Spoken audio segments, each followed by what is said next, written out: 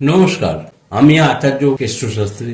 আশা করি তারা মায়ের কৃপায় সবাই ভালো ও সুস্থ আছেন। বড়দের আমার প্রণাম, ছোটদের সমবয়সীদের আমার শুভেচ্ছা।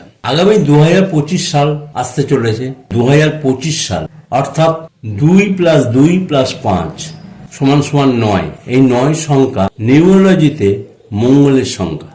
এই মঙ্গল যে সকল রাশি বা লগ্ন থেকে চতুর্থ, সপ্তম, দশম ও একাদশে যদি গোচরে বসে থাকে বা দৃষ্টি দেয়, তাহলে শুভ ফল দিতে পারবে।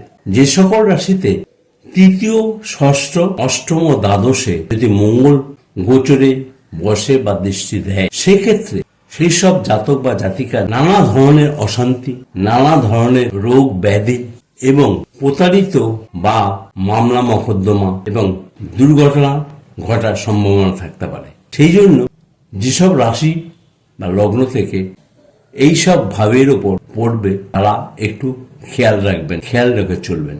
এই বলে আমার অনুষ্ঠান শেষ করছি। আগামী পর্বে থেকে প্রতিটি রাশির 2025 সাল কেমন যাবে আমি বলতে থাকবো। সবাই ভালো ও সুস্থ থাকুন তারা মায়ের কৃপায়।